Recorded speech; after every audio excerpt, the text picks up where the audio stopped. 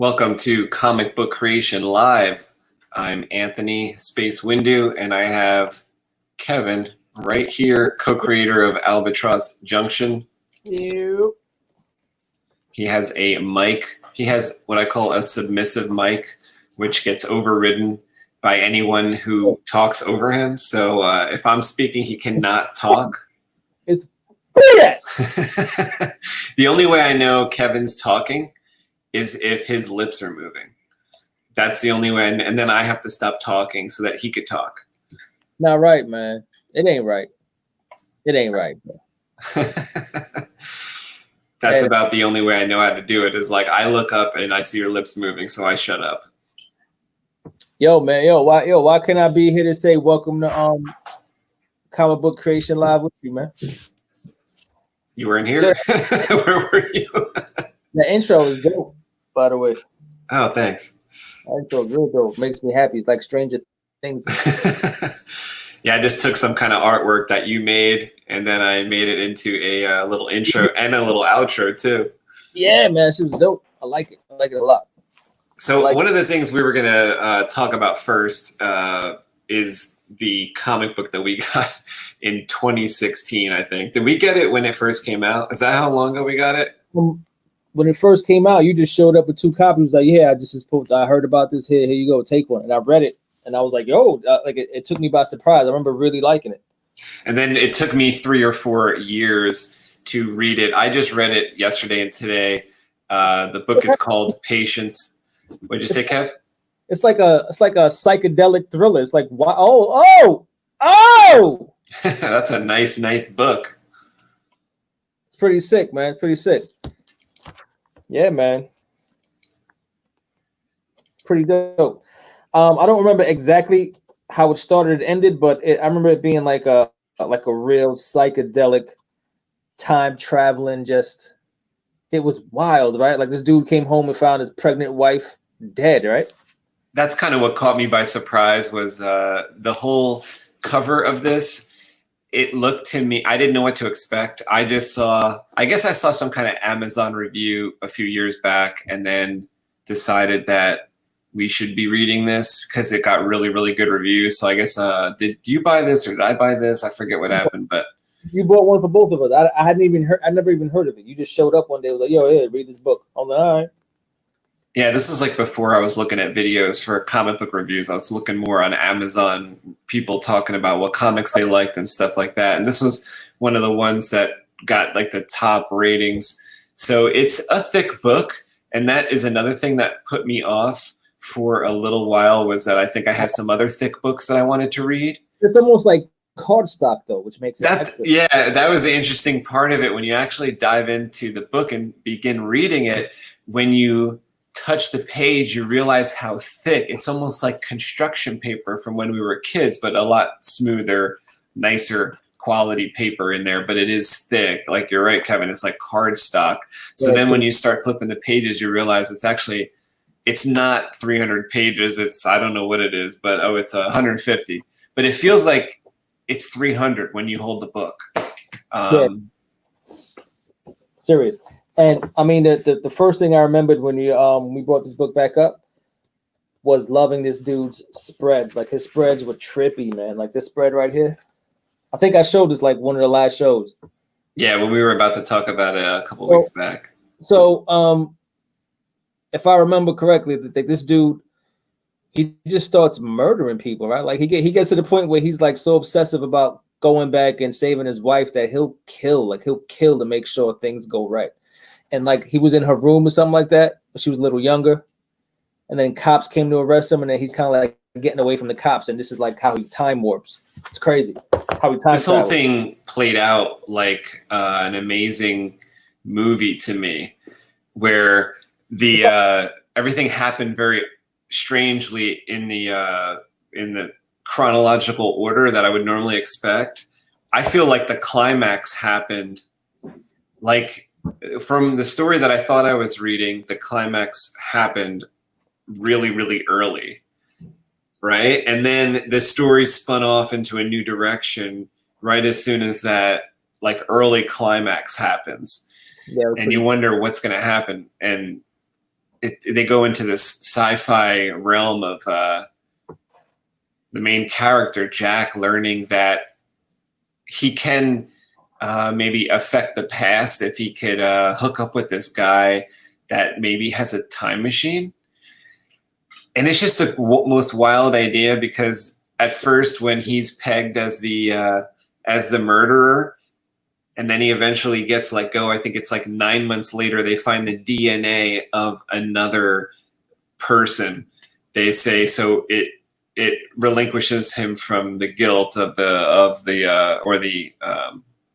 being persecuted for that crime, which he didn't do. So the main character Jack is let go, and he decides to follow up, because the police are not going to follow up with the actual crime. It's been so much time, and they're onto other things and stuff like that. So he takes it upon himself to go after potential suspects. But then the story takes you into a place where I think just a couple pages later, it says a new year, because so much time has gone by. Where I think it's right here. So much time has gone by that he never really lost track. It's not like he lost track of following after Patience, murderer, but time just went by because he couldn't find out who did it. And eventually, even though the murder happened in 2012, it becomes 2029. So that 30-year-old guy is now he's like almost 50 or something like that. And he's got he looks more like this on the back cover. And Patience, he's got like white hair. Patience is his wife's name, and it's like a double entendre. Like he has Patience to follow this through, and her name is Patience. But I meant to say that when you started talking about the years, I just remembered that the way he handled like the typography for the years, I thought that was pretty cool. Like 1985 was sick as hell. Yeah, that was dope. 2006 was dope. Just the way he did each year, like with a different typeface, was pretty nice. And that's just the graphic designer and me loving that right there. That's nice, interesting. Really nice. You point that out. Like, it's well done. And like I had a class in 2006 that I kind of used that 2006 font that you just showed. I feel like in one of my projects that literally was like what 2006 like main font was. I'm telling you. You know what I like too? I might be digging too deep, but like he draws every character the same. So it's not like he's giving you an objective view of the story. You know what I'm saying? Like everyone is just plain and simple. They look the same. They're facing the same. They're not all dynamic. There's nothing to really read into the characters except what they say. You know what I'm saying? You know what I mean? It's like everyone's almost cold in a way. So it's almost like you're just like looking into the story rather than being told like what to feel about people, what to feel about characters. Yeah, like it's difficult to discuss the art style, at least for me. That's a good way to start the conversation. Like it almost belies, like it looks simple at first, but I think that's just a first thought, because it actually serves the story so well. I actually couldn't imagine it like any other way. It's certainly a way that I couldn't do. It's a certain style of a 2D art that I'm just not probably capable of doing. Like I try harder for like, I guess, a 3D look where this person, Daniel Close, is perfectly happy to, serve the story this way with this style. And it really, really just has this flow that I was so wrapped up to. I was watching a movie. I wasn't looking at this art, Kev. I was watching a movie when I was reading this. Oh, yeah, this is pretty crazy. I know what you're saying, though. Pretty wild, man. It's really wild. Really well done, though. But I think I could be wrong, but I remember reading somewhere that the artist himself, Daniel Close, I think he described his artwork or his line work as like a cold, boring line. You know what I'm saying? It's just a cold, but it's just like real stiff, thick, does the job, done. It's not that expressive. He just lays it down and keeps it going. it's almost a haunting look. But the actual words of the story are so funny, and it starts out so funny when the characters start talking. When Patience says, like, I guess it's her second line, she's saying like "fuck off" or something like that, and it's just in such a plain manner of speaking in the dialogue of the comic book. It just seems so natural, and it's funny. Because that's literally how people talk when the boyfriend Jack can't get his job or whatever, and he is having an internal dialogue, or it's like after Patience is killed, which is, I would almost say it's a spoiler, but it literally happens so early. It's like what the story is about. It's like the climax, but it happens in the first 5 minutes. Say that? It happens on like page 5. So to me, but I was already, that's so interesting that it happened so fast, because this story pulls you in so quickly that I feel like I was invested. By the time that happened, I was invested. I guess because a couple times that I giggled when Patience spoke, or the boyfriend had a dialogue to himself, especially like after the murder. And there's one point the boyfriend is walking down the street and he says, fuck it, I'll just kill myself. Because everything's just so in such despair for him. But then you turn the page and he has a reason to continue. Something gives him a reason to keep continuing on. It's a good book, man. I definitely recommend it. It's a good read. It's a good read too, and it's a quick read too. Like it's like it's definitely a page turner, and it's like I remember going through it in like an hour or two.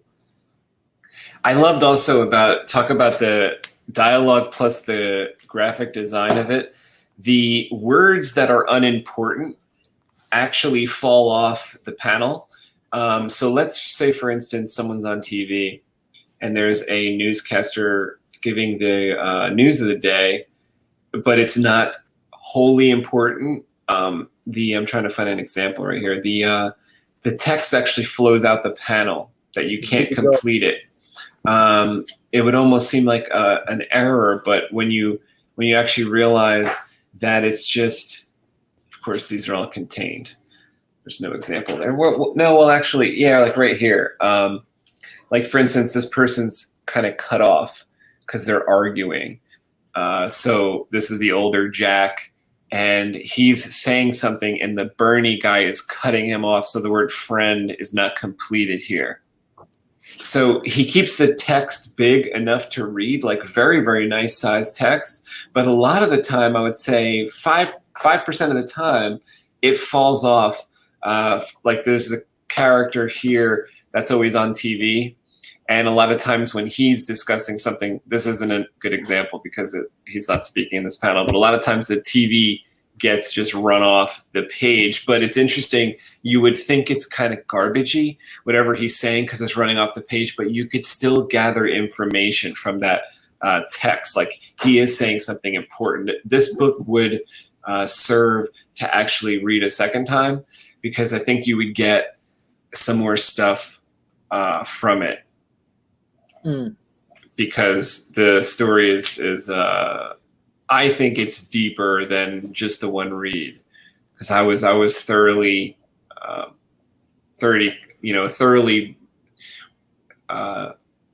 surprised toward the end when the true criminal comes out. Yeah. Now, I had an idea starting in the middle. I think I started telling you on the phone, or I had an idea starting in the middle that I'm sure everybody comes to the conclusion in their head that with this whole time travel situation, a certain conclusion, but it's actually really funny when the character makes that notation in the book. I don't know if you remember that. No, I don't remember that.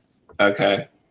That was really interesting. I actually really love when that stuff happens, because this book in particular, and I'm kind of lumping movies and comic books all together when I talk about this stuff, that I've actually never seen a character such as this main character, Jack. Tell me if I'm wrong. Like, have you ever seen a character like Jack who constantly kind of downplays himself as stupid? Yeah, yeah, he doesn't believe in himself. But towards the end of the book, don't you find him to be like actually quite brilliant towards the end? I remember thinking he just lived a full kind of crazy life in this one he's been living in kind of like in the same moment for years and years and years and years. And it's like you can see how much different he was when he kind of comes out to her at the end, right? He comes out to her at the end, right? Like she's like, this is me, whatever. And then when things kind of resolve and he does kind of save her life, the beginning of the book kind of resets itself and he's gonna like tell her something and she's like, oh, like I know it all now or some shit like Yeah, that. Right? because you know it relates to life so well where these two characters start off, and this is like it hits you in the heart. It honestly does, because everyone it was good. I remember it being really good, man. Really everyone good. feels this way where like you think your world is falling apart, whereas like literally, like let's say Kev, like let's say you were 30 years old. We're older than 30 now. We're 40 now, but let's say you were 30 and you had this idea that like, oh, things are falling apart, but like literally you were getting married, like everything was literally fine, but like you had this idea like, oh, things are falling apart. But then when things really fell apart, you'd be like, holy, I was crazy to think that this problem is so big, because that problem was really nothing, right? So in the beginning of the book, Jack has this, and it's like you said, it's within the first 5 pages. He wants to go and confess to Patience this lie that he's been holding on to and kind of repeating. So he's going home thinking that he just will confess this because it's kind of ruining his morality or whatever, you know, like he wants to be good to Patience because she's so good to him. And when he's on his way home with this notion that seems so big to him, and you know, is she going to get mad? Is she going to stay with him? Is she going to be angry with him? And he doesn't really know. Once he gets back to the apartment, that's when he finds her dead. Yeah, you know? She was pregnant. She was pregnant, and I want to get to something there that I kind of noticed too that I thought was really interesting. So he finds her dead in the apartment, and then goes on this quest to, well, after being arrested for the murder, and it's like 9 months later, a year later, whatever it is, he gets out because the DNA was different than his own. So it was proven, even though he said the whole time to the cops that no, it wasn't me. But they always just go to the boyfriend or the husband or the closest person. And he really wanted to find out who really did it, because this, I don't know if you used the word obsession yet. Did you say obsessed? He was definitely obsessed. Yeah, you could, that really is what he was. But looking at it from his perspective, like I was so in line with this main character's quest, because I think love does skirt the line between obsession. Yeah, it's like when you that real true love, especially for certain people, certain people it's stronger, or with certain people, loving certain people it's stronger. Maybe, who knows really, but maybe. And I think the line could intersect between certain viewpoints saying that looks like obsession to no, that's like true love, And I'm more on the side of, I think that this guy had, like, yeah, it looks obsessive from the outside for sure.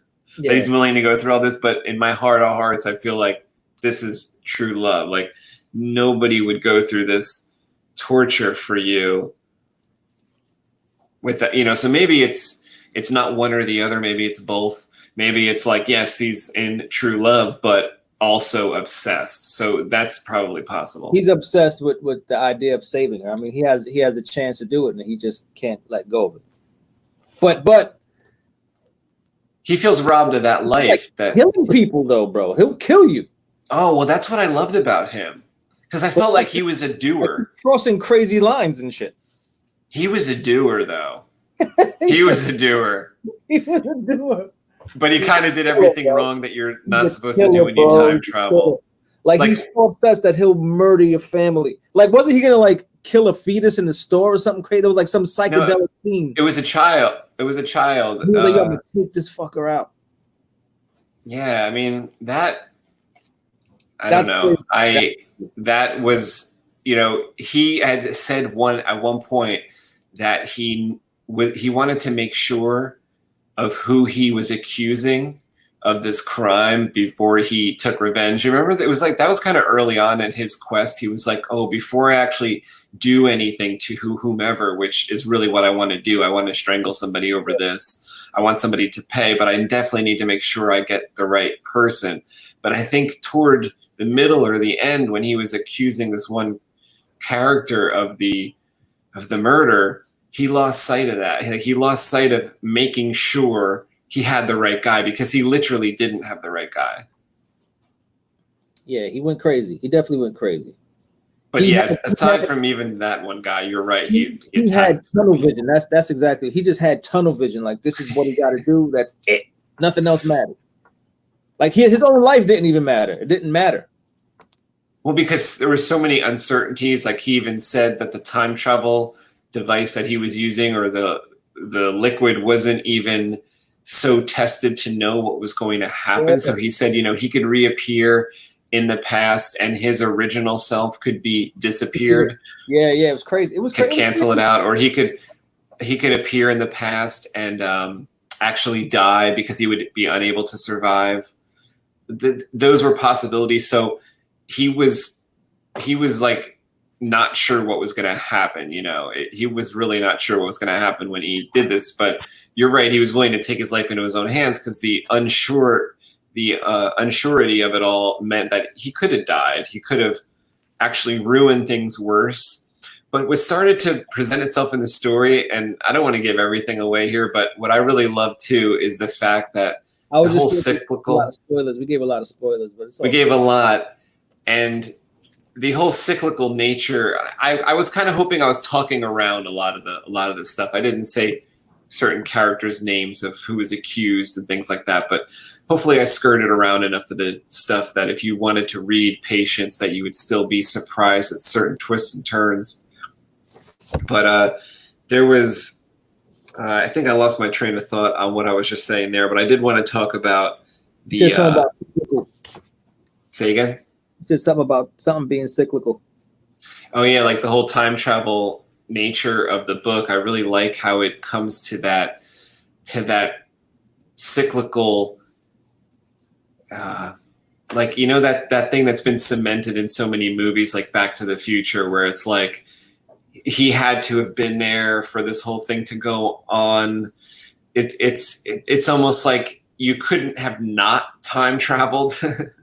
Yeah. Right. So that was weird, where it did start to make sense by the end of the past that Patience experienced was due to, in part, this time travel that Jack was performing to actually try to save her life.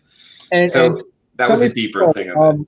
About Patience herself, right? When he kind of showed himself to her, she kind of took his word, right? After a while, she was like, yeah, this, like, she believed him. She was like, yeah, this is this dude. He looks older now, but yeah, he feels familiar. And she kind of, then she like stopped her dad or something, like, from like stopping him, like get the fuck out of here, like run. It was fucking hilarious. I remember laughing at that one scene. I think you're crossing two different scenes, like the earlier scene and that scene. But yeah, they both happened, but not in the same scene. Yeah, not in the same scene. I'm talking about like she got to the point where she was just believing everything he did. Like she just believed in him. Yeah, there was something that she said she felt about. Yeah, I have to reread it. It was a good read. Definitely. Everything was so logical.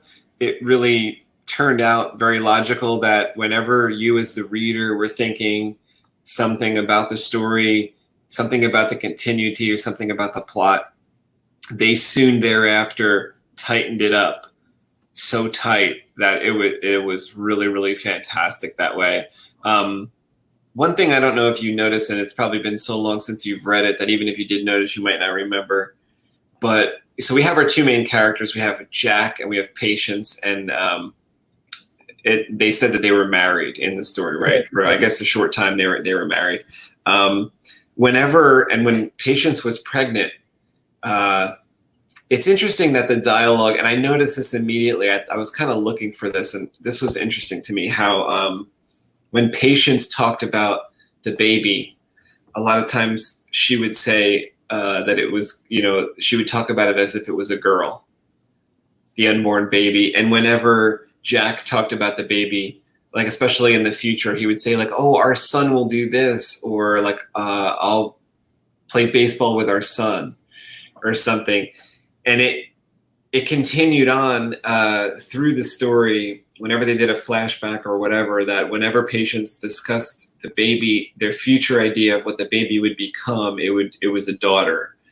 And whenever Jack talked about, do you remember that? That was interesting, because when they do reveal what was like literally the future, there was multiple kids.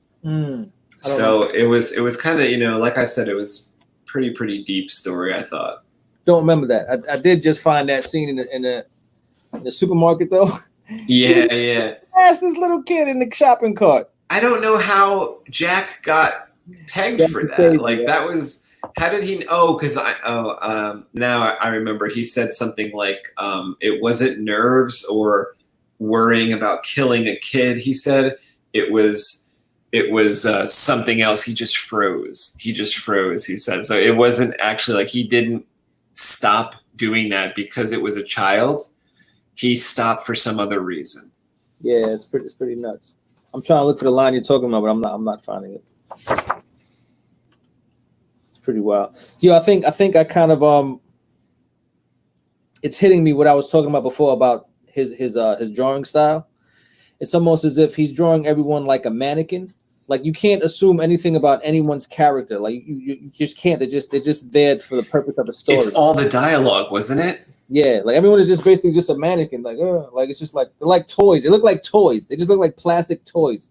Well, I do think that says something about like a lot about the writing. And it's everyone is just in the same. They're at the same perspective. They're just in front of you. Just the same way we are. Like it kind of throws you back when you've kind of like spent your whole life looking at comics and trying to see how creative people got with the panels. This guy just. Oh no, I disagree a little bit, because I was thinking that, and then I came upon one panel. I think it was a full page spread. You'll probably come upon it. It's like page after page. Everyone is just. Look, this isn't even premeditated. Everyone is just straightforward. Look. Well, there was a couple first-person perspective shots. Crazy. These spreads are crazy. There was a couple first-person shots of like the bed. There was a full-page spread of like the bed and their feet in the bed and stuff. And right when you think, I'm telling you, right when you think that it's simple or that there's this one way to do it in this book, he presents to you that no, he can do other things. Like, no, this guy is well documented. He's like a legend, damn near. Like he has other books. This isn't his only piece.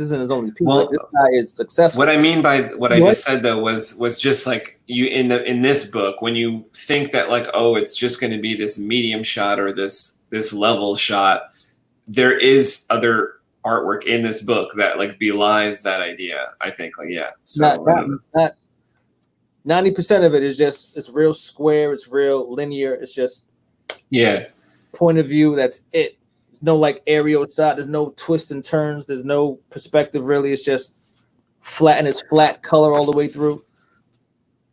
It's dope though. I mean, this is what I was saying before, I think in either the show before or the time before that, when I was saying this I consider this to be like one of the bravest styles of drawing, because you just have to be committed, and I'm not that committed. I have to draw something, and I'm drawing like an extra 1,000 lines, where here this guy puts a line down and he's done. It's hard, man. That's hard to do.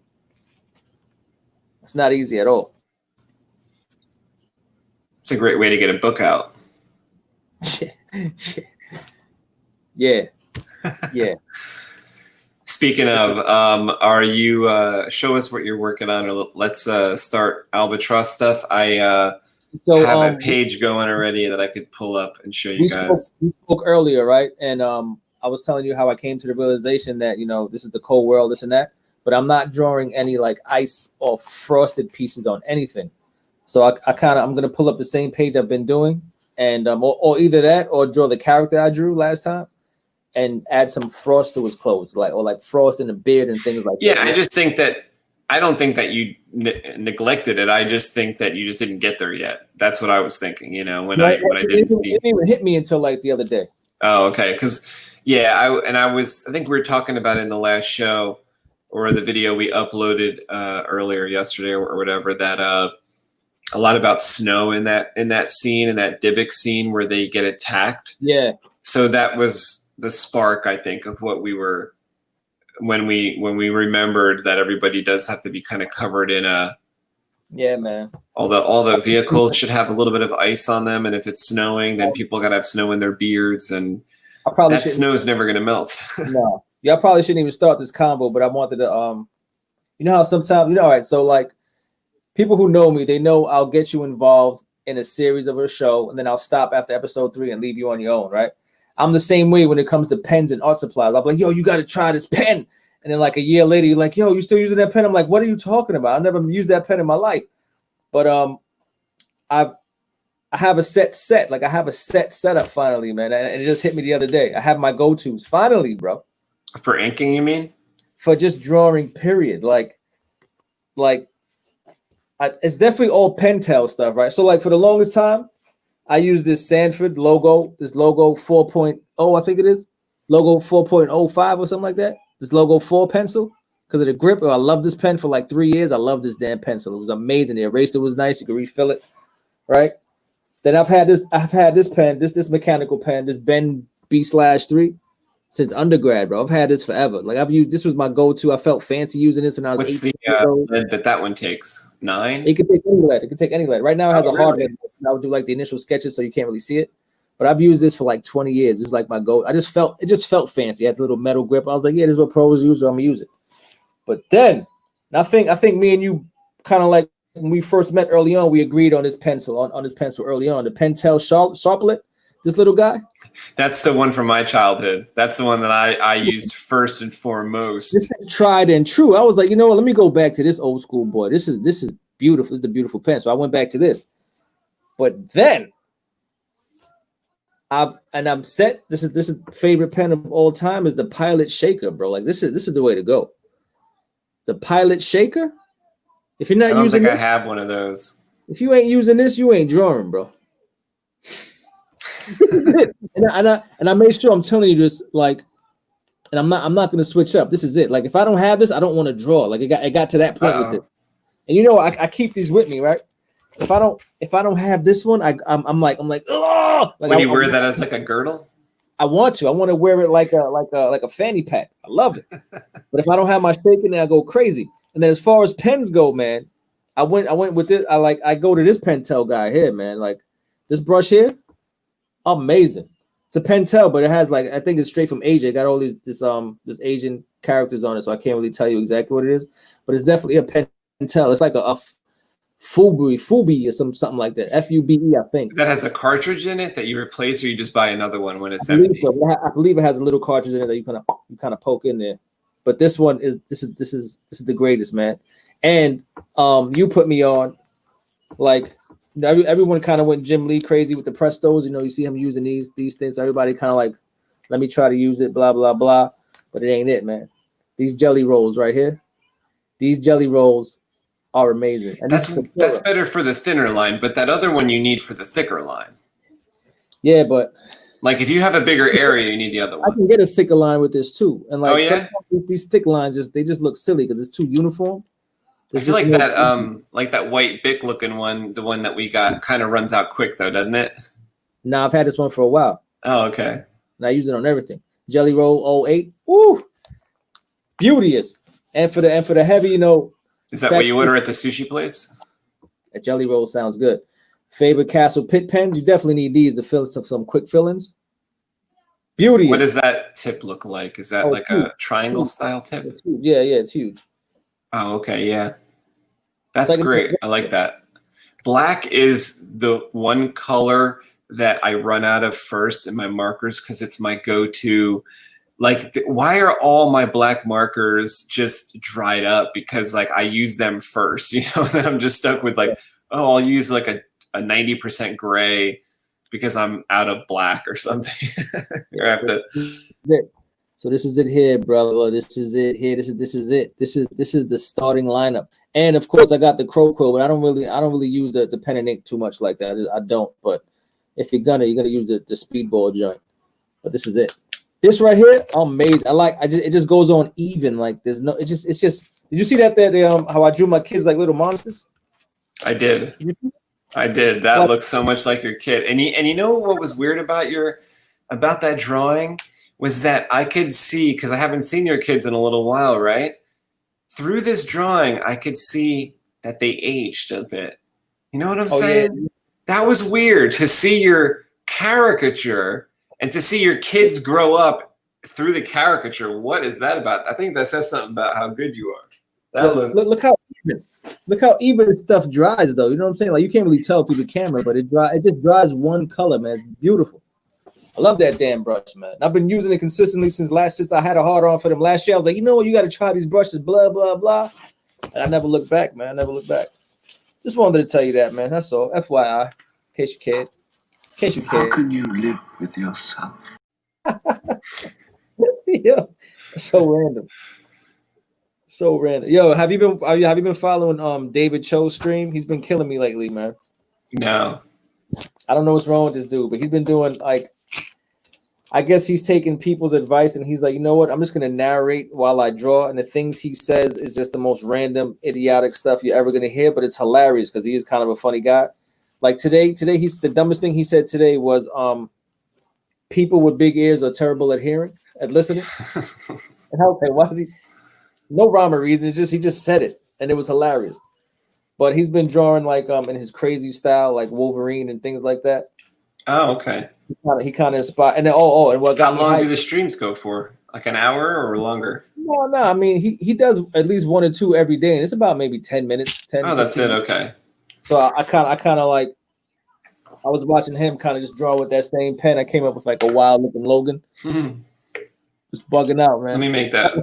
Keep holding it up. Oh, that's awesome. Wait, keep holding it up. Oh, you know what it looks like? It looks kind of like a Teen Wolf Logan, doesn't it? Yeah. Look at this. Because he has like a track jacket.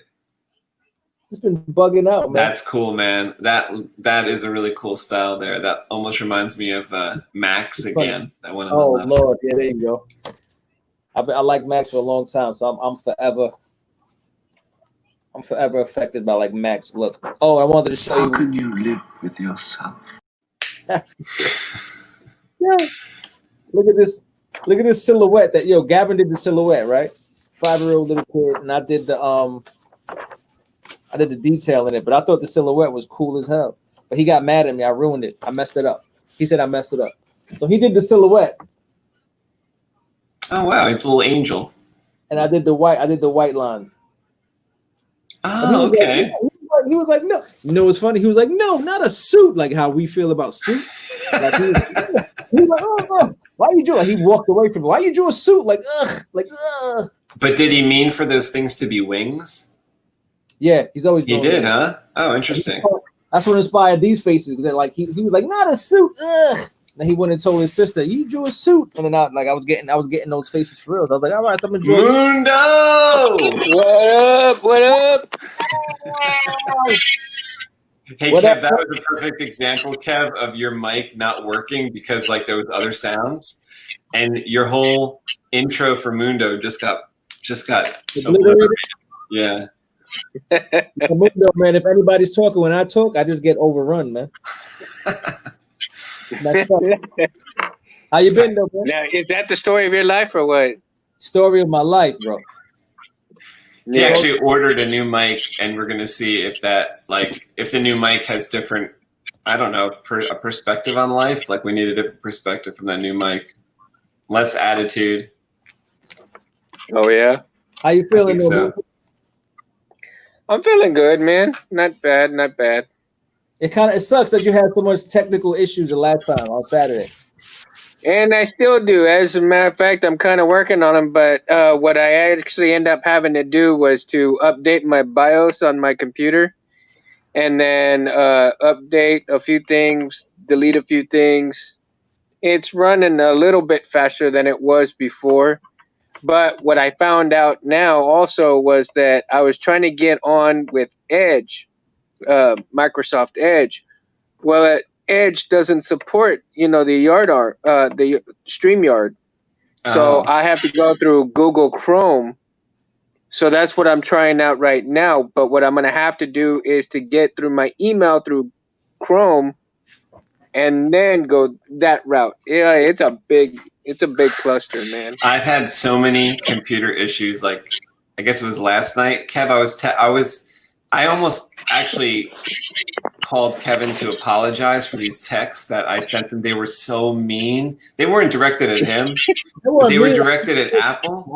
I was laughing. I was laughing because he was just upset at the world. I was so mad, and I didn't want Kevin to get stressed out from my being stressed out. I thought about that later. I was like, oh, maybe I passed that stress on to him. I hope I didn't. Yeah, man. But I was screaming, and I think my neighbor heard because I was about to throw the computer out the window. Yo, can we Sound like me. Can I play with muffle? What's that? Yeah, I was actually going to hold tell up. you. You were going crazy. You went crazy. It's like a fucking Oh yeah, let's see. mega Mac frustration. But it's fucking hours I've been battling this fucking computer, and I haven't saved that video yet because it's fucking me up. Fucking past 2 hours.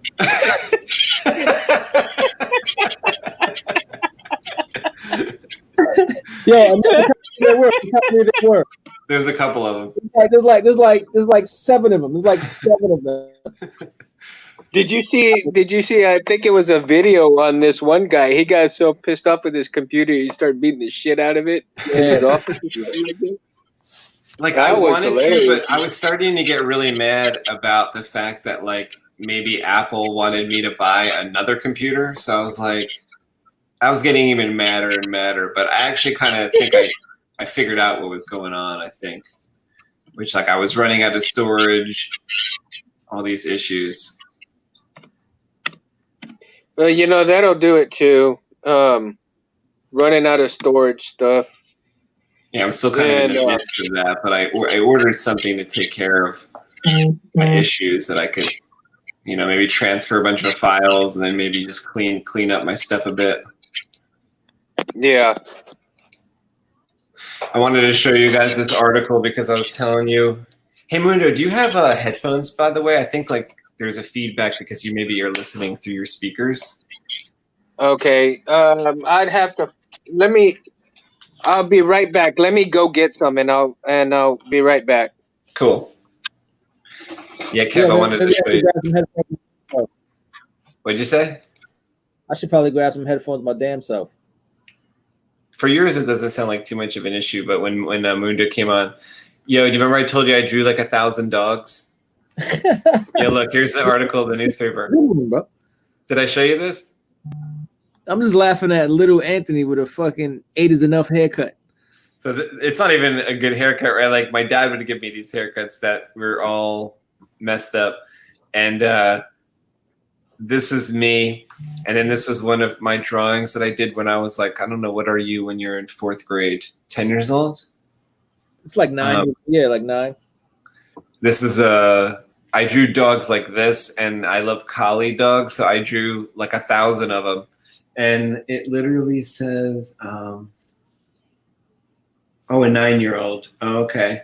A 9-year-old Miss Guberman's 4th grade class has been drawing all his life. When he gets home from school and in the summer, he spends most of his time on his hobby. Although his favorite subject is dogs, Anthony also does cars, buildings, and people. He has done portraits of his 1st grade twin sisters. Anthony says his grandpa is good at copying cars from pictures. His father works with computers, and his mother says she's not an artist. They're all like, we don't know who he is. This is something my dad must have told me to say. Anthony hopes to be a dentist when he grows up. So remember that if you want the best looking mouth in town. So there you go. You can come and I'll work on your teeth. But you promote yourself when you were a kid. He's like, yo, push your future business. Can you believe it? That's the best, man. That's the best. What the hell is that? A syringe? What are you doing? You doing some like futuristic drugs over here? That looks like Mundo's soldering iron. Crazy. Mundo's got a little soldering iron going there. Mundo. Hold on. I'm trying to get. Let's see here.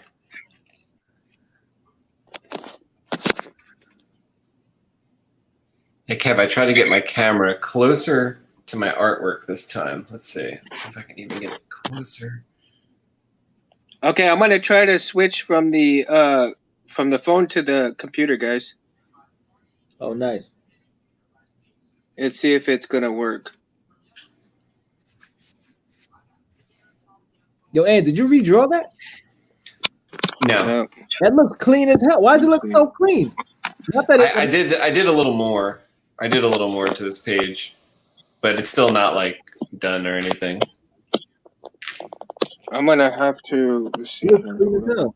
Nice.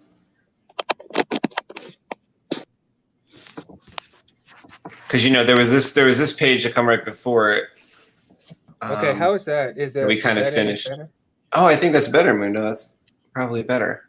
Yeah, you sound stable as hell.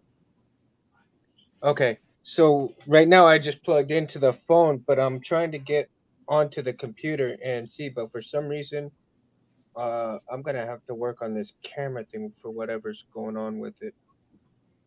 And so let's see.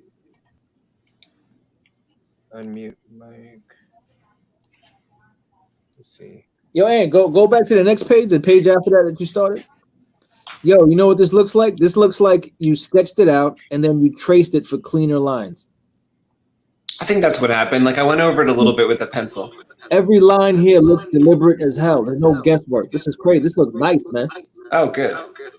I'm hoping I get my camera. Oh, somebody's audio. I'm gonna grab a. I'm gonna go grab me. a phone as well. Hold up. Yo, I put a tattoo on my leg yesterday for no reason. What is it of? Buddha, fat Buddha. On my cat, but the only reason I did it because there's some dudes that are asking me for sleeves, and I can make some little bit of bread. So I wanted to see if I could do something small before I try to get sleeves done later, and I couldn't even hang with a small tattoo. So I was like, nah, I can't do it. Like I didn't want to start a sleeve and then find out my arm really hurts. Hold it. I'll be right back. So Hey, Mundo, there was some feedback. Like when I talk, I hear it like an echo. Oh. Maybe because on the computer. Yeah, like if your speakers are playing out loud, then it will feedback for us. Okay. So what I did was I muted the computer right now until I can figure out how to get that stupid camera working right.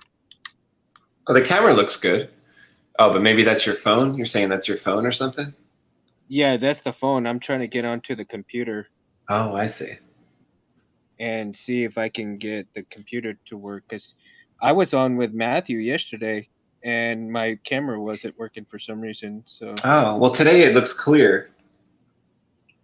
No, I'm talking about on the computer. I was on with him on the computer, not on the phone. I should have been with him on the phone. It would have been better, probably.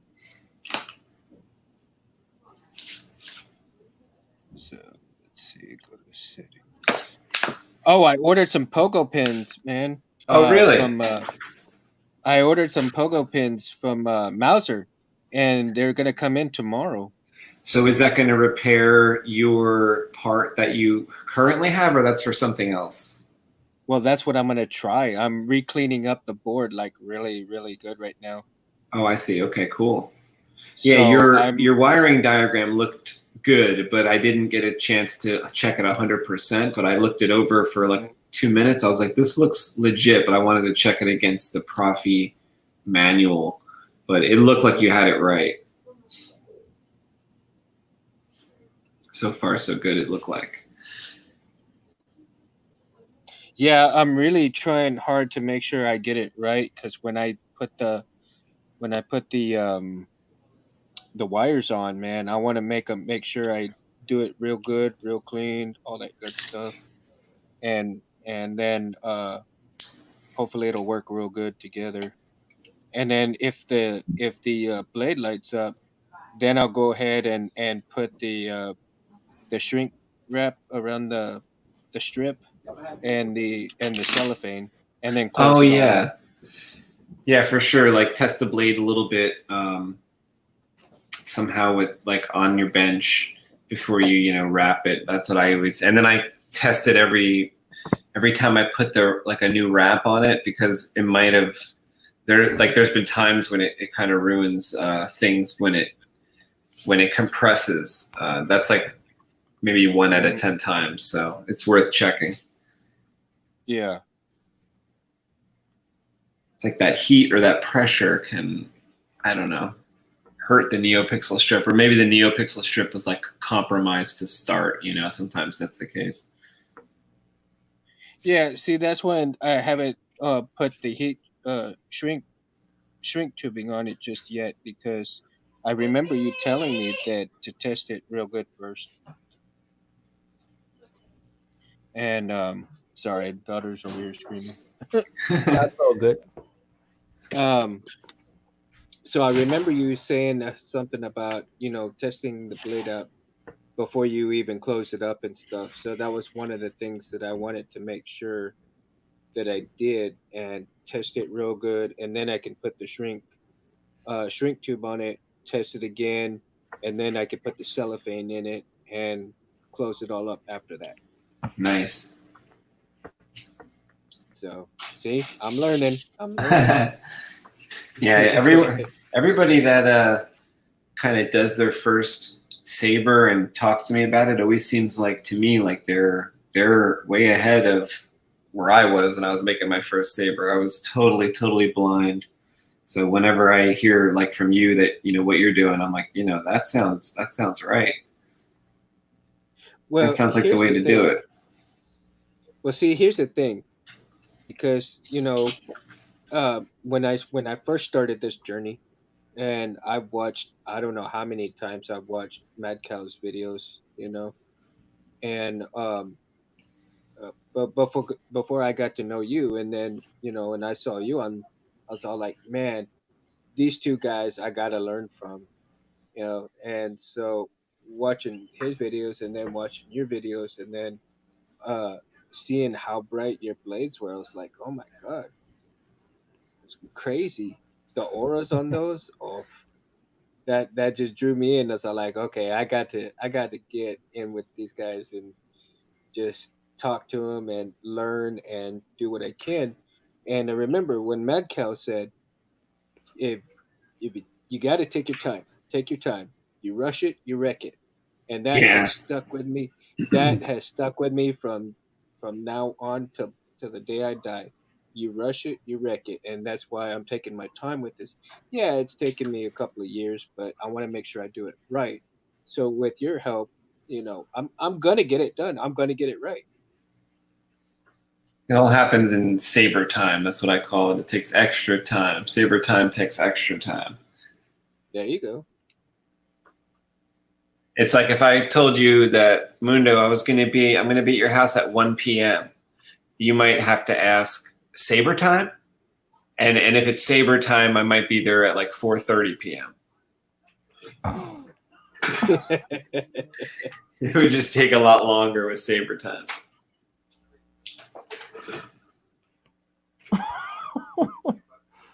Yo, do you hear me through this microphone at all? Yeah, sounds clear. Nice. Yo, you know what just hit me now?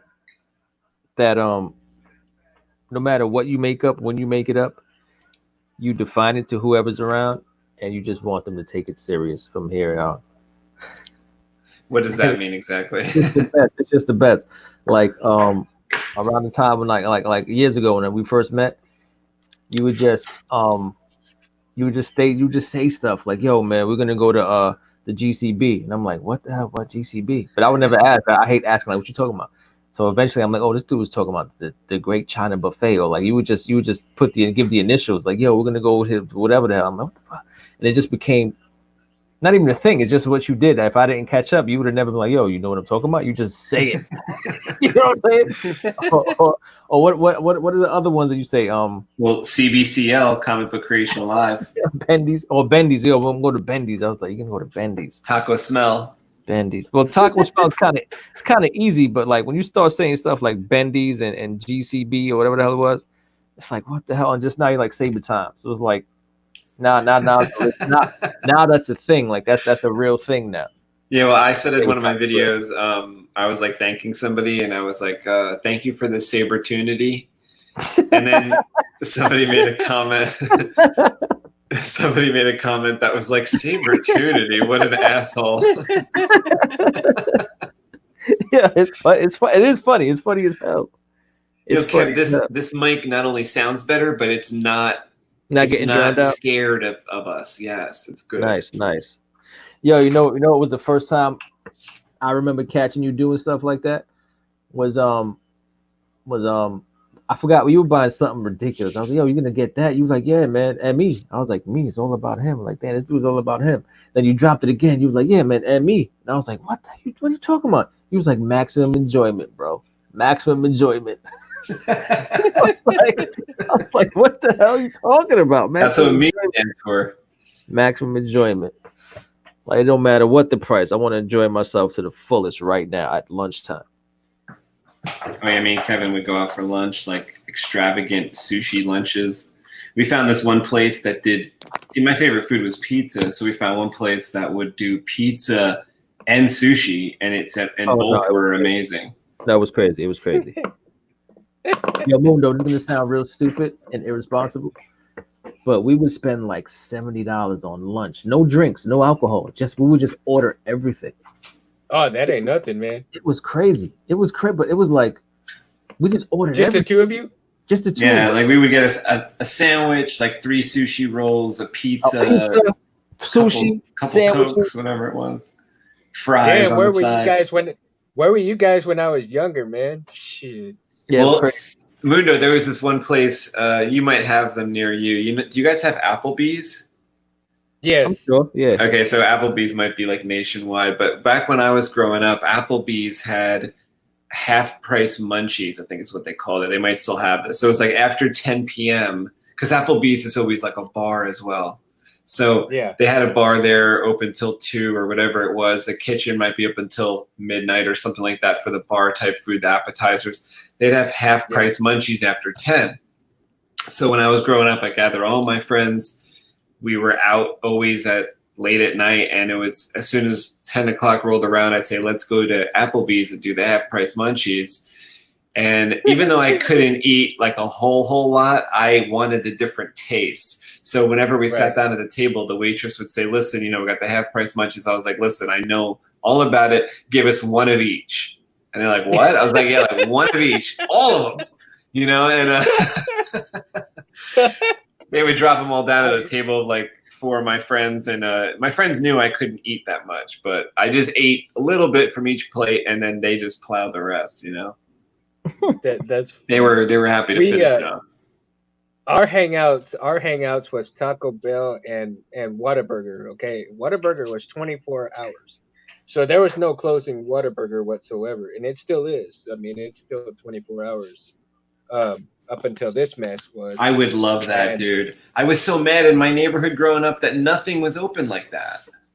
Yeah, no, I mean, we were, dude, at 2, 3 o'clock in the morning after we were drinking, we'd go hang out at Whataburger. That was the place to hang out. And everybody, we'd have like maybe 4 or 5 tables with people just chilling out, eating, and all kinds of stuff. I'd get home like 2, 3, maybe 4 o'clock in the morning sometimes. 6 o'clock in the morning. 6 o'clock in the morning, man. And so but it's a funny story with Taco Bell. We had about 15 of us, right? We went into Taco Bell, and you remember back in the day when they said all you can eat at Taco Bell? I would never want to go into Taco Bell, so I would assume that would mean you have to go in. I would be at the drive-thru only. Yeah, no. I was very pretentious. This was way back. I wouldn't touch the door handle. 20 years before Corona, I wouldn't touch the door handle. Can you tell him what's up? 20 years before Corona, I won't touch the door handle. So I won't even approach the I won't even approach the Taco Bell door because I'll be standing there like the aviator going, I don't know. I can't weigh the future. Weigh the future. So here's the thing. We actually, 15 of us actually went in there and we ate so much food. They literally had to close down that day. Damn. You've been here for an hour.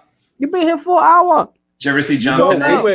We were there for 2 hours. We were there 2 hours, and we shut them down for the rest of the day because we all ate so much. But we weren't kidding around when they said all you could eat.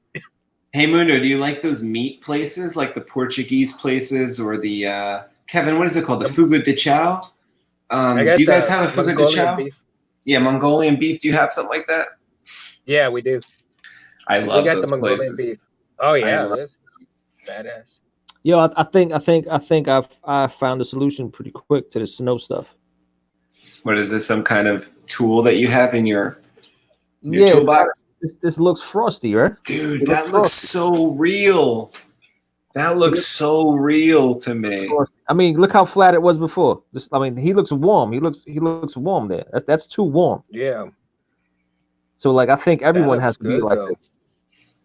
Dude, that looks like, because like, I don't know, for some reason, the way the detail is, or did you have to go in by hand and do all the, like, is it, I wasn't watching you, sorry, but like, I could almost see, like, I guess you went in and did that. Like, this looks like such a texture. It almost looks like it's a 3D, it's like a Maya still.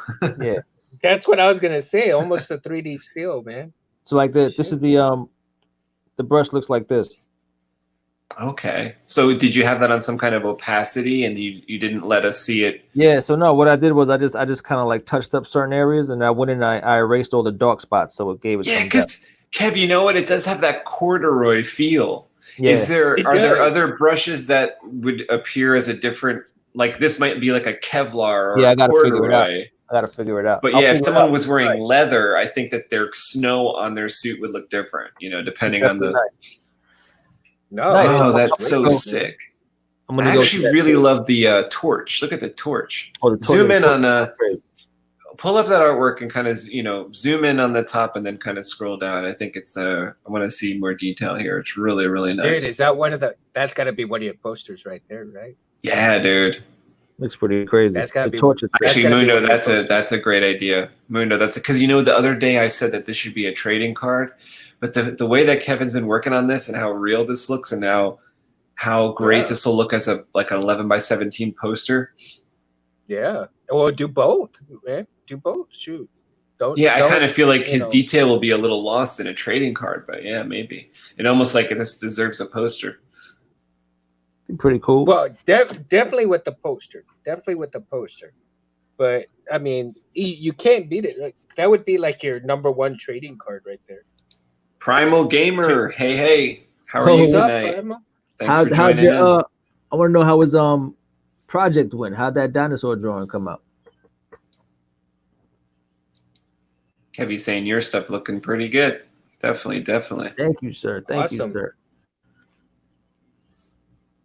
Yes, I'm going to go back and add the texture to these guys. Oh, I'm going to go back and add the texture to everything, actually. You know what I'm happy about with that texture is it's looking like we're going to both get what we want, where you're going to get some snow on these people, and it's going to appear like they've lightened up a bit, because I think through that texture we're going to see a little more. It looks a little more organic, man. Yeah, because also, like in a real life snow, it brightens up the environment. I don't know what it is. Like when there's snow around, right? Everything's reflecting off of it. So even in the middle of the night, it's brighter out there. So I think once Kevin applies the snow to these people's clothes, it's going to look like that. It's going to look like the snow is kind of like the light's reflecting around. I think it would. Probably. A little bit, just a little bit. It would be gray, light, dim, like exactly like what you're doing right now. It's really, really cool texture.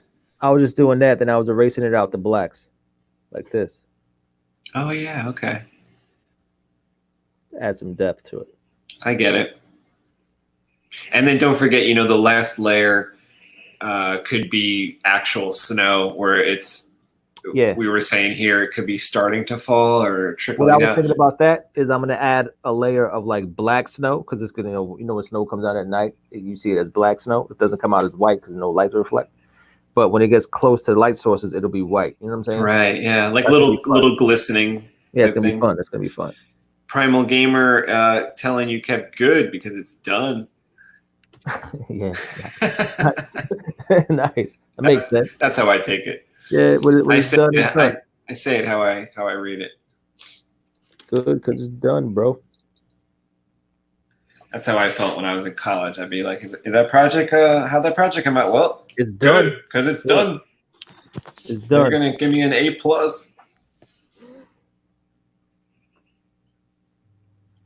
A+. Actually, my method of getting an A+ wouldn't work. Wouldn't work anymore because my whole method of getting an A+ in college was to just show up.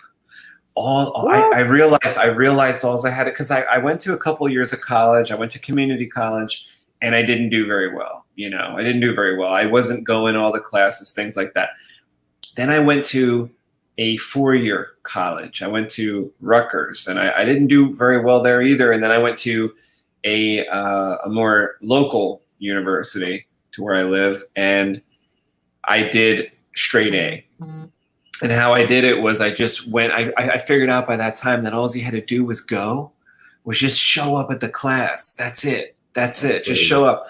And I would raise my hand once in a while. I'd talk to the teacher once in a while, just show that you're involved.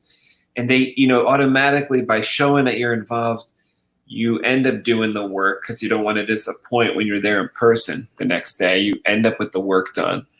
And then everyone realizes like it's unmistakable that you're there. I mean, in my classes, there was only 13 people. This art class is very small. So it wasn't these big classes. That's how I could get noticed. There was only 13 people. I just made sure I showed up. Imagine not being there. It would have looked like a hole in space if you weren't there, you know, because it's like with 12 people in the class, if one person doesn't show up and maybe 2 people don't show up, now you have 10 people. I mean, it's apparent that people didn't show up. But if you're there, and you raise your hand, or if the teacher says something and you answer, then it's in their memory that, oh, they were there. And all of a sudden I was getting A's. I'm like, why am I getting A's? Am I any different? Like, I'm not really that different, but I'm just showing up now. Participation was 70% of your grade. I think so. So you participated, bro. Oh, this is cool. Primal Gamer says, I'm drawing for fun since the last Airbender was put on Netflix. I'm drawing Aqua. I've been watching that as well. I've been watching that all weekend. He says, I'm drawing it, but more realistic. Not that abomination from the live action movie. I was just about to mention that. I was just about to say, is it something like the live action movie? But the live action movie, Kev, did me and you go see that? And did we walk out of that or something? Or I watched it. I watched it. They could have done that movie a lot better than what they did. That was terrible. Man. That was terrible. I hated the choice of, how would you say, race for that they Everyone chose. was like Indian, right? Everyone was like Muslim. I hated that. What are you doing? I really felt like there was no Asians. There was no Asians. Well, Indians are technically Asians. I mean, they're Asians, but there were no like Japanese or Chinese or no right. Nothing like that. I really saw the widest Earth group. Like the Earth group was the widest, landscape that they had going on, and I saw that as China. Like that to me, and the outfits they wore and the kung fu they did, that was China. Yo, but remember when we really used to watch that show and we saw the behind the scenes, we were like, Earthbenders were based on wushu, which comes from like China. This was based on that, which comes from Japan. And then we go to show up to see the movie and everyone's India. Like, come on, man, what's going on? Like, that's just did they not do the research? What the hell? And then we found out that I don't know, I don't want to go back to that movie, but I thought at the time when we did our research about it that the dudes who made the show were behind the movie as well, or behind overseeing it, and it was terrible. Weird. I was like, what are all these choices? How are these guys involved? They can't be involved. This is not the choices of someone who understands the story. This is crazy. Even Aang was corny. I was like, yo, get the hell out of here. Terrible. The whole Kid, thing man. was just atrocious. Like, I hate this little crybaby. Yeah, that did make him kind of like a whiny baby. Yeah, didn't like, what are they? you doing? Like, who is this kid? Get him out of here. Granted, I I mean, think benefit of the doubt, that was a hard casting, but no, it was awful. I'm not going to defend it. It was terrible. I think if they made Aang not so whiny baby, he might have been okay. Because I mean, he did kind of look the part a little bit, but still, I think it could. They should have Asians playing those roles the way they should have. Because simply if it's an Asian, story, come on. I mean, give the Asians their due, man. Or just don't show me the behind the scenes and tell me this part is from China, this part is from Japan, and then don't do that in the movie. That's crazy. There you go.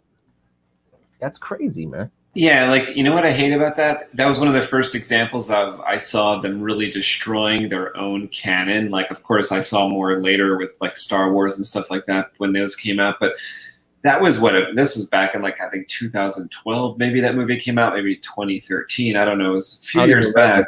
One of the first times I saw them destroying their own stuff. And this is why I hate it, because all the newbies will get confused and not get the real goodness of the story. You know, when you start throwing out that stuff, we're saying, oh, all the people are Indian. And also at a time when I felt, and Kev, I think you agreed when we talked about it, it was a bad choice to do Indian because as a bad guy, like, come on. Yes, man. That was poor decision. You should not display those like like either Muslim like people or Indian people. Yes, it was very dubious choice to do that when the source material has those particular race as Japanese. Do Japanese. What's the problem with Japanese? Are you trying to demonize a different type of person? It doesn't make sense why you wouldn't. The characters in the Avatar TV show were so strong, and some of the strongest characters, the strongest developed characters were the brother and sister in the Japanese army. Remember? Zuko and the sister. The sister was like our favorite person, Kev. We had a fight where it was like she fought somebody, she fought the brother maybe, and it was the most epic. The Agni Kai was sick. Yeah, the most epic cartoon fight. That's something that we should play. You know what we should do? I'm going to make a note of this. I don't know if we'll do it tonight, but if we don't do it tonight, we'll do it next time. We should play that fight and talk about it. Fight is sick. That fight is sick. Dude, that fight. Do you remember the sister's name? It was Zuko. Primal Gamer knows the name. Primal Gamer knows the name. Yeah, versus whoever the sister was. Primal, I believe in you, sir. The sister's name is 10, 9, 8, 7, 6, 5, 4. Kev, 5 points if you can name the uncle. 1. Iro. Iro. Okay. Yep. Iro, I think. IRO, right? That pissed me off too, because that actor was alive. They could have just used him. Oh, that was awful. Because that was such a talent. His voice, he was such a talent. He's the best. He was the dude from Conan. Right. Primal Gamer's right about the pronunciations in the movie were also way off. The pronunciations in the movie were as off as the castings. Yes. Who made this? This is when I started to hate this guy. The guy that made The Sixth Sense. I thought he was totally off his rocker by the time this movie came out. Wasn't that the guy who made this movie? I forgot that was him. I totally forgot that was him. I think it was him, and I feel like he was such a different person by the time this movie came around that I lost every iota of faith I ever had in that guy, and it even took something away from The Sixth Sense from me, believe it or not. Like Azula. Azula. That's his name. Oh yeah. There you go. Azula. I love this sister so much. I loved how the epitome of fire ability was lightning. How sick is that? That was sick. That was cool. Everything was very, very smart. Yeah, I don't think you're gonna be able to beat the beat the animated version of it. Was it the second series with Korra that they started to have the earthbenders be able to manipulate metal just as Toph could do it? Yeah, she kind of like taught people how to do it. And it was like her descendants who were like the cops now. That was sick. Like epic stuff. And the Toph fact was the that best. they got it all wrong in the movie was just a crime, an absolute Isn't, crime against Grindelwald. Isn't Netflix doing a live action? I heard about that. I think from you. I think I keep Someone hearing that here. they are. Oh, if they are, that'd be. I think we talked about that. Maybe Primal Gamer told us, or you told me, Kev, somebody. Absolutely. Yeah, I think they are. I'm pretty sure they are. Should be pretty sick. And Netflix is becoming like the new HBO, man. They don't make mistakes these days. Yeah. Somehow HBO just made everything they made was amazing. Now Netflix is becoming like that new home box office. That's true. They even, have so much quality in their shows. Yeah, it's sick. Sick. It is like, and actually, That's why they're gonna have y'all on there. Ooh, like that. That's why they're gonna have y'all on there. Like it. But HBO actually fell out of favor with me because there was a time when me and Kevin believed that HBO could do no wrong, and that even the worst of the HBO shows were great. But now I'm starting to see through some reviews and stuff that I watch Terrible on YouTube that the shows are getting political, and they're undermining their own canon, like this Westworld stuff. I heard Westworld really went south, and I heard that Watchmen also wasn't really like what Watchmen was supposed to be. I heard from a lot of comic book nerd people that like Watchmen was not like Watchmen.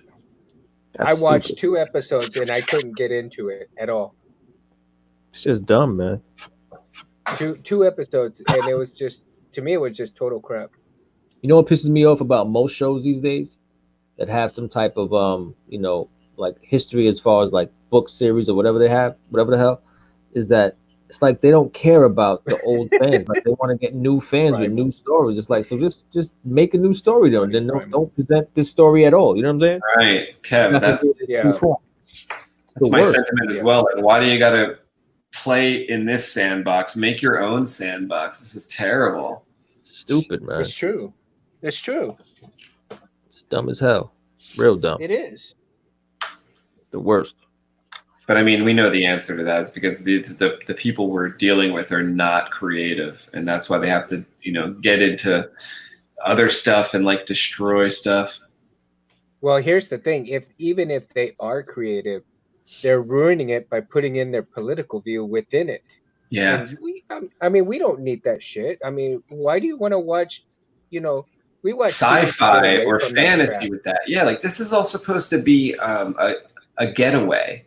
I want it to be a getaway from our daily life. Like don't put something current news stuff like in our sci-fi stories that we're trying to escape.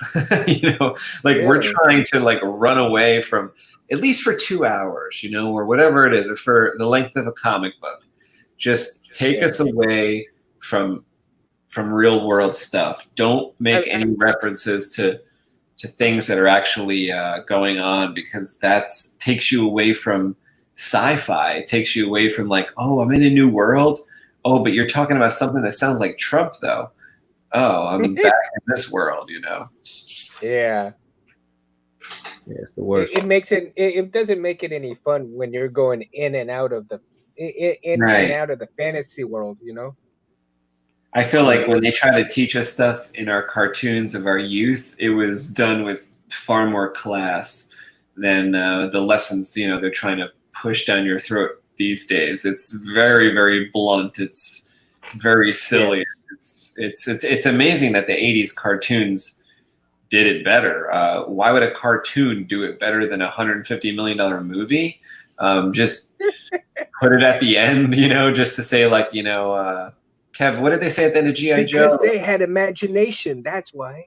I don't even remember. Yeah, they would say, "You learned your lesson. Now go and do right stuff." Now you know. No one's half the battle. No, no one's half the battle. It was like, at least it's at the end, and they give me a little lesson. No one is. Oh yeah. Well, what is it, Captain Planet? You have the power. Yeah, I used to hate Captain Planet. He was just too much of a goody two-shoes. Everybody made fun of Captain Planet, but I love the idea of the rings because I love Green Lantern. I was like, those rings are so sweet. Green Lantern is sick. Hated Captain Planet, yo. Dope. I didn't like that dude at all. He looked dumb as hell. Oh, what was oh man, and I even had some of the toys was the Power Extreme. Oh, what was it? Damn. Centurions? Centurions, there you go. We love those too. Yeah, man. I'm with the Centurion crew, B. Dude, I love those. I had the blue dude with the skyrockets and the underwater dude, Max. The only one I did not get was the bad guys. I didn't get the two main bad guys, right? Those are the only two things I didn't get out of that whole thing. I was like, oh man. That was crazy. But I thought the imagination on that was good. I mean, and even the lessons that they had were at least decent. Like, you know, the way they portrayed their kids, you know, this is this and this, but you know, come on, be smart about it. If you're gonna do it, be smart about it. It never took sides with like Republican stuff or Democrats. It was just like, no, save your little brother from like a hole that he fell in or something. It wasn't like, you know, weird other messages.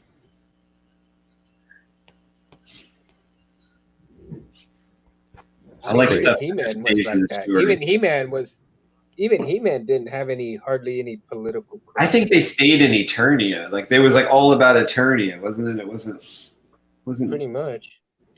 But again, if you watch stuff from when you were a kid, sometimes there's jokes in it that you wouldn't have gotten, or sometimes there is things you wouldn't have gotten. I kind of find that sometimes. Yeah, not till you're grown up do you realize what it really meant. Kev loves Looney Tunes for that reason. Looney Tunes is the best, man. Yo, what's his name? The big ass rooster. He was calling people Richard. Oh, what? Come on now, Richard. He was basically calling them dicks. Oh yeah, hilarious. Coburn Rooster. What was his name? Coburn. I forgot his name. Yeah, that was his name, Coburn Rooster. You sure? You sure? Yeah. That doesn't sound right. That don't sound right. I can hear his voice in my head right now. Like, well, come on now, son. He has a powerful voice. No, he was the best. Foghorn Leghorn. That's what I'm talking about. Now, I say, son, here's the thing I'm going to tell you. That dude. Yeah, Foghorn Leghorn. That's the voice I was thinking of. Like, come on now, Richard. I love it when him and the dog get into it. That dude right there. He was hilarious.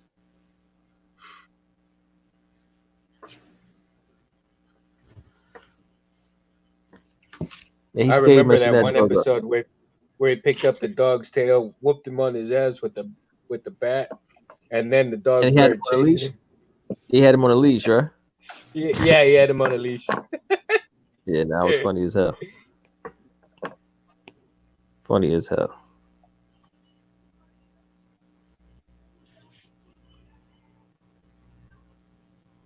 Then what was it? His little nephew or something that came into town? The little tough kid. Him all this. Yeah. He had to teach him all this little stuff. Little chicken hawk. Oh yeah. Yeah, chicken hawk. There you go. Little chicken hawk was wild. He was like the Scrappy Doo of the show.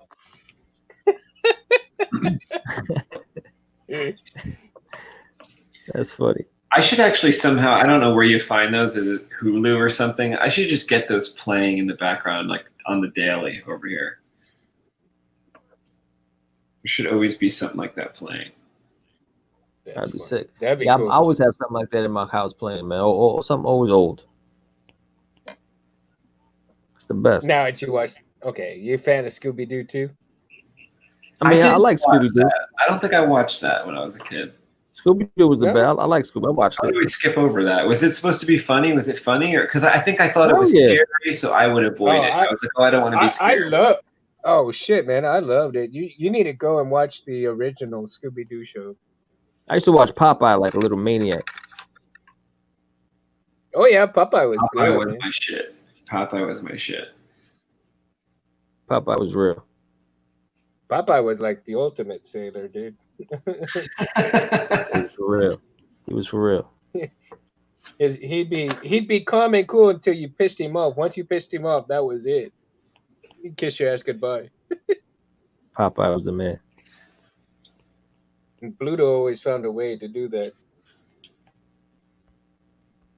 Well, because it was always over olive oil too. So They were always like bullying his girlfriend, which I don't think would fly today if they try to base a cartoon off like bullying this chick.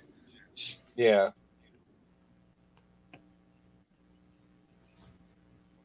Olive oil.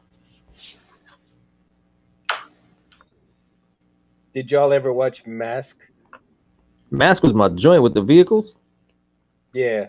What did Mask stand for? I forgot. I used to know what it stood for. I forgot. It was an acronym for something. I thought it wasn't all that great. It was all It was. right. It was like on a level of GoBots, but it was cool. Yeah. I would agree with that. The level of GoBots. But it was chill. GoBots was just a ripoff of the Transformers, huh? Yeah, it wasn't as good, but it was all right.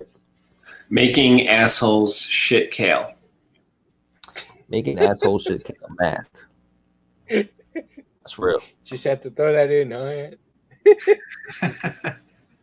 What animal from a show that a cartoon character had as a pet you wanted? What animal from a show that a cartoon character had as a pet did you want? I think I wanted from Inspector Gadget. I wanted the puppy Dollar? they had. What did the daughter have? Penny had like a dog. Wasn't it called Dollar? Oh, Was yeah. it called Dollar? Oh no, Dollar was Richie Rich's dog. I would have loved Dollar, man. From Richie Rich. I want the Battle Cat, B. Oh, Battle Cat, yeah. Battle Cat, or it wasn't really a pet, but Orko was my man. Like I wanted Orko. I wanted to have him locked up. Orko was like funny, always though. forgotten by me until the end of the show. Did he What? like almost Orko never was was the in the best, show? bro. Orko was always on the show. He was the truth. Yo, Like- Orko was underrated, bro. He got them out of a lot of situations. I was gonna say, was his role kind of like R2D2? Yes. No, he was like a little magician. He was magic, and he had No, a but bag I mean, that had everything in the bag. Got them out of a lot of trouble. Is it, like that's kind of what it means? Is that what he was like? kind of. I Yeah, don't No, he was remember like it. a little troublemaker. He was a little troublemaker. I mean, look at that bomb that he made. You know, He was no going joke. into Man at Arms shop, dude. Orko was the man, yo. I loved Orko. Snarf, I like Snarf, but he was just annoying as hell. Snarf was cool though. But I Snarf thought was just a Snarf was big. super He was annoying. just a big babysitter, was what he was. Yeah, basically. I thought Basically. Snarf was also lazy, but he would have to like help them once in a while. Snarf was lazy? Yeah, he was. He was like whenever they needed help, he was like lying around, like not helping. Snarf was lazy. Yo, how's this for Snow? Oh, Ace from Batman Beyond. I do like that. I think it's a Greyhound, or is it a what's the bigger one? Great Dane. Yeah. Oh, Kev, nice. There you go. It's funny as hell. I don't remember Ace. You know who else was kind of sick? Remember Bronx Who's that? from Gargoyles? Oh, I He was love like, Gargoyle. like a dog of Gargoyles. Yes. Bronx was Yes. tough, but you couldn't explain that to the neighbors. Bronx was tough though. I like Bronx a lot. Yeah. It was. I have to agree with that. Yo, what weapon would you want from cartoon series? Weapon. There was a few that I wanted. I guess whatever Snake Eyes had. Maybe a sword. I don't know, but He had a sword. I mean, but he himself was the weapon. I guess one of the rings from is like, did the Silverhawks have a good ring? I don't know. I want a ring. Who had a ring? Silverhawks didn't have it. What do you mean? They didn't have a good ring. They had some nice aircrafts, and they just had those suits that was sick. Okay, how about this? What did the Bionic Six have? There's a ring and like something with their arm. Yeah, and Bionic 6 had like upgrades where like remember they would put Bionics on, and then they would like one was a sports guy. The girl was like crazy athletic and sick. Yeah, like and the strong Chinese dude. But was that because they had Bionics in them, or like? Yeah, they were like Bionic men. They were like Bionic themselves. Okay, I don't want that. No, I don't want that because like I don't want to like lose a limb to become Bionic. Nah, man, I either wanted the Sword of Omens or Voltron sword. Oh, there you go. Yo, I let's think, all pick one right now, but you can't duplicate. So, Kev, if you're going to pick the Sword of Omens, can I have the glove that Lion-O has that the ropes come out of? I like that. I like grappling hooks. But I kind of wanted or does the glove come with the sword? I wanted Optimus Prime cannon too, though. His cannon was serious. How are you going to hold it, though? You're not Optimus. I don't care. I'll try, the bro. Voltron sword. Voltron sword is sick. He's like, how about the Voltron lion? How about the Black Lion? The Black Lion. You talking about just the whole lion? You just want the whole lion? That's the weapon. What are you talking about? You're going to have the sword? What are you going to do with the sword? Sword is sick. I actually have some of the lions, man. The original ones, the OG ones? Yeah. Damn. They came out with like metal lions first. I think I had like one of the metal lions. Dominic had, I think, more Voltron toys than I did. I had all the lions where I could put the whole thing together.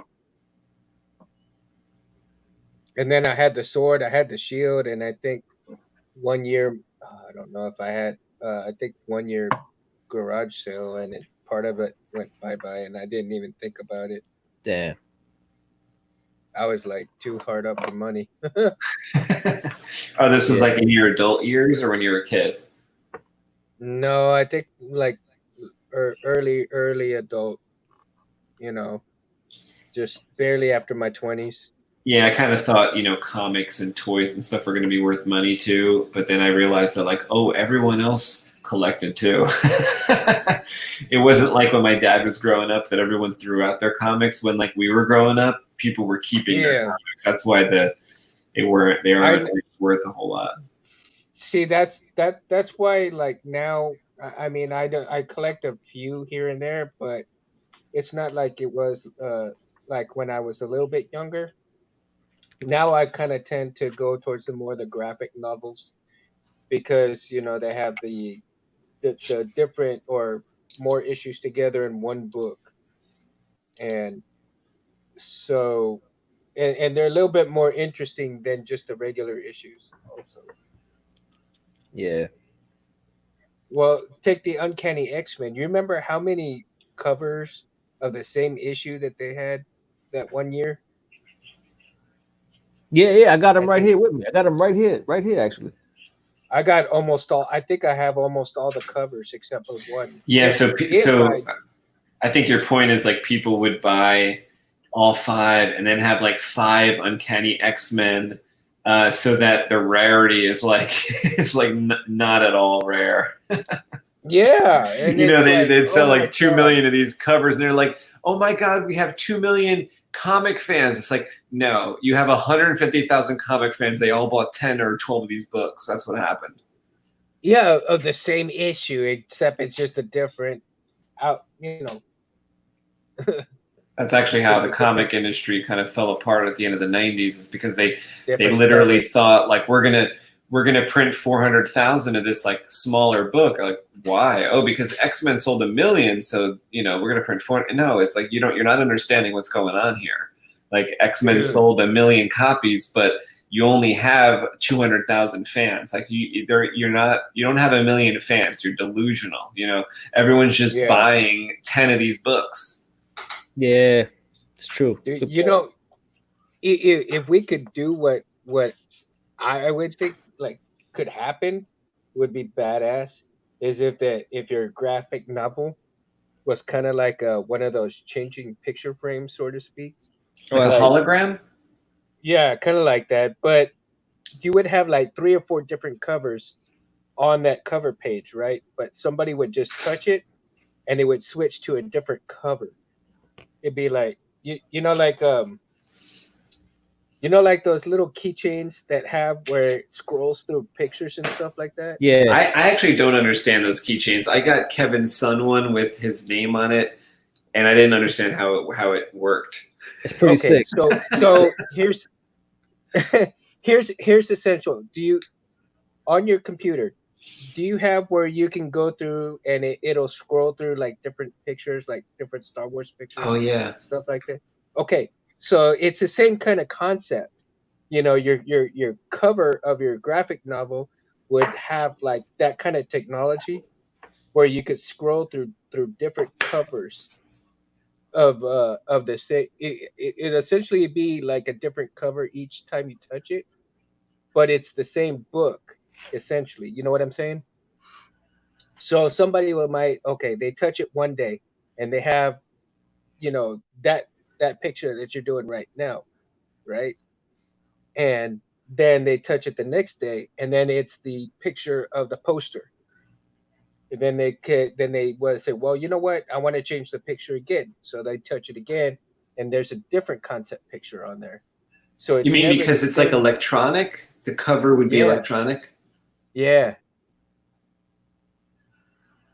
You know how I see that working, which would be totally awesome if this happened, would be like, you know how Blockbuster Video back in the day would have the video cover out in the store, but you'd have to carry it to the front desk and then they would provide you with the actual videotape. Yeah.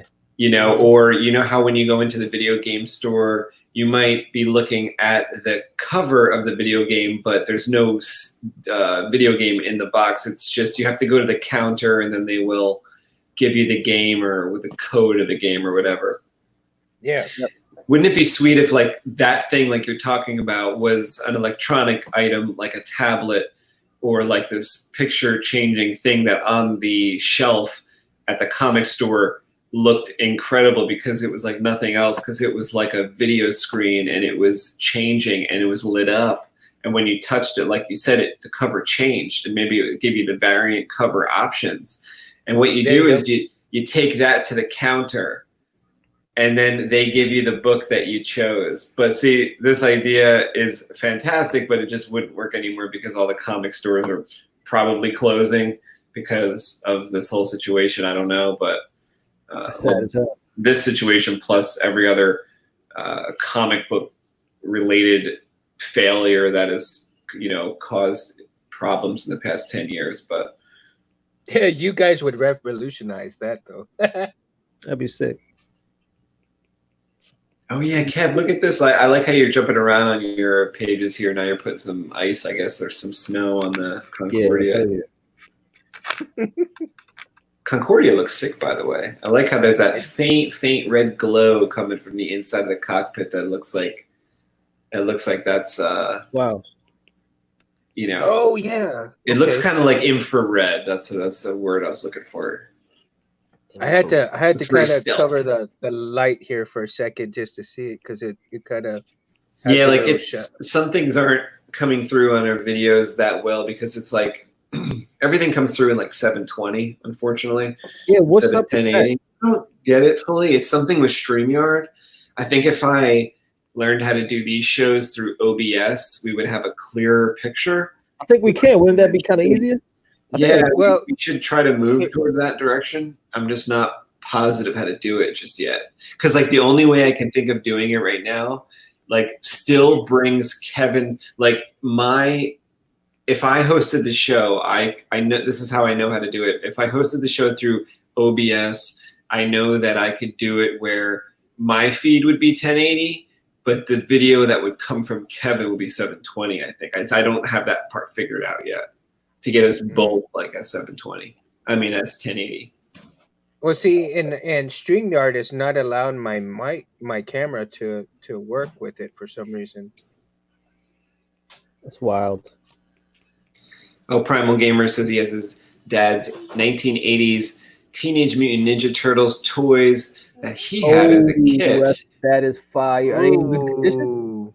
Yo, I was a Teenage Mutant Ninja Turtle fanatic when I was a kid, man. When I was like in 3rd, 4th grade. Kev, did your toys get ruined in the flood, or is that just your comic books?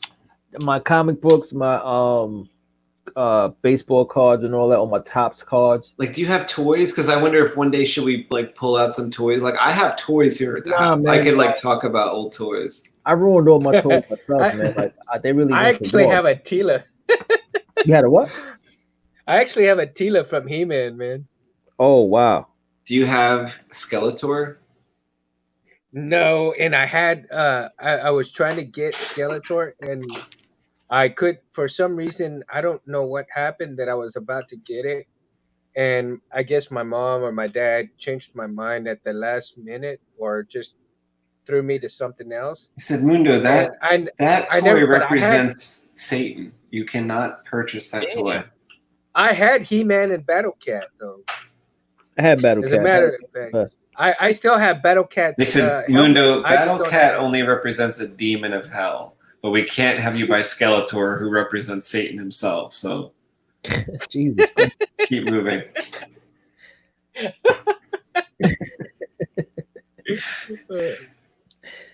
Holy shit! It got dark. It got dark. It did. It got dark. Talking about the devil himself. Damn. Showing up in your kids' toys. Damn. God damn.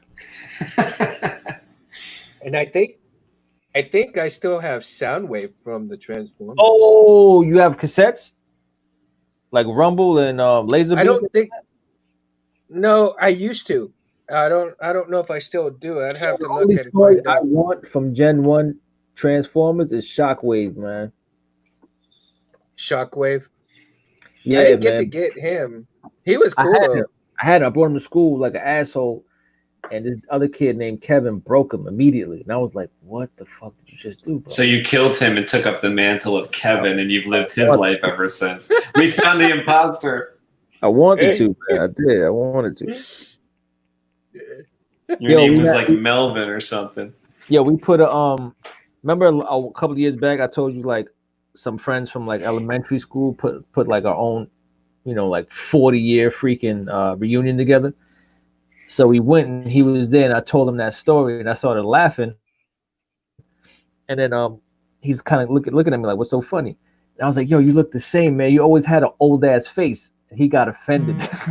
Yeah, but he did. He always had. He had the same. You insulted him retroactively. You told him that he always looked old. Always, he had an old ass face. Like he was the type of kid that when you saw him, you knew exactly how he was gonna look when he's 40. And I always said that. And now that we are 40, I was like, yeah, I knew how you were gonna look back in '87. I knew you was gonna look like this. He always had an old ass face. I'm still beautiful. He didn't like that. He didn't like that. He didn't like that. Yeah, man, you're still handsome as could be. I haven't changed much, man. I got everybody says I got a baby face, man, when I shave this. Not a gray hair in sight. Yes, I got a lot of gray hairs. Only problem is the wife pulls them all out. Oh yeah, she don't like them. Shoot, yo, my gray hairs are growing stupid, man. Like they all grow under, like on my neck, so it looks ridiculous. It just looks silly. It looks dumb. She's so funny though, because she says, she goes, "Let me get a marker. I want to color it." Damn. So like, she gets like a furniture marker. You're just a piece of furniture to her. Jesus Christ. She's cool though, man. I love her to death. I love her. She alright. Like she alright. She can live here for a couple more years. Until her 40-year-old face catches up with her, right, Kev? Yo, you always had an old ass face. He was like, oh. I was like, oh, you didn't know? Like you didn't know? You see your face every morning. You didn't know you had an old ass face? Funny as hell. Man, you made that on someone's hit list, Kev. Probably. It's all good though. It's all good. It is all good. Muy bueno. Muy bueno. Word the big bird. Yeah, man. Well, you wrapping up? You kind of got the wrap up vibe right now. I think I came on camera to say something before, and then I never went back to my drawing. Oh. Yeah.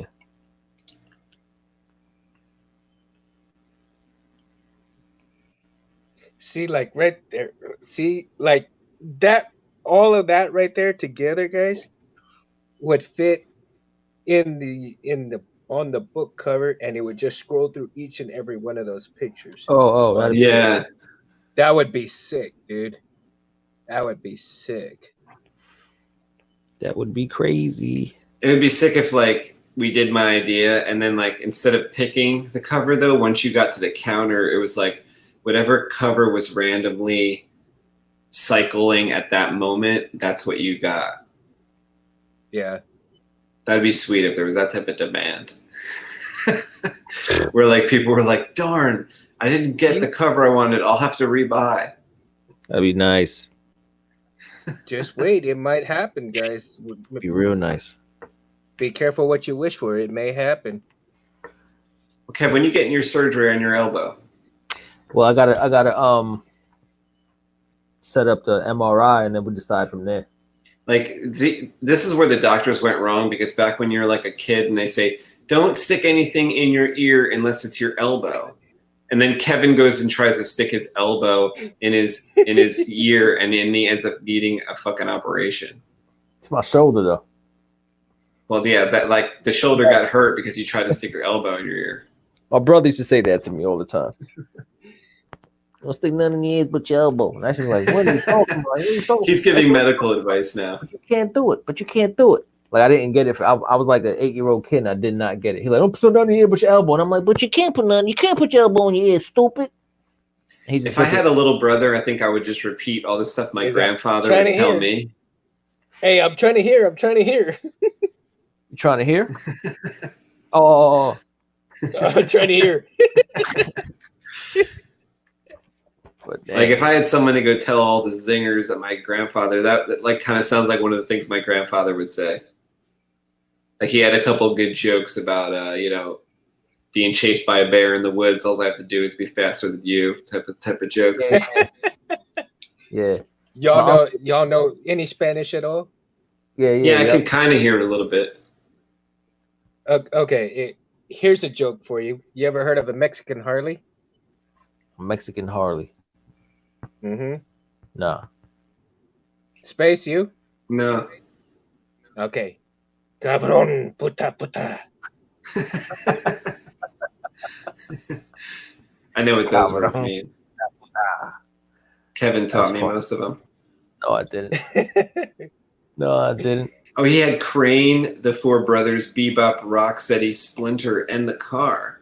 So he had like the bad guys. I had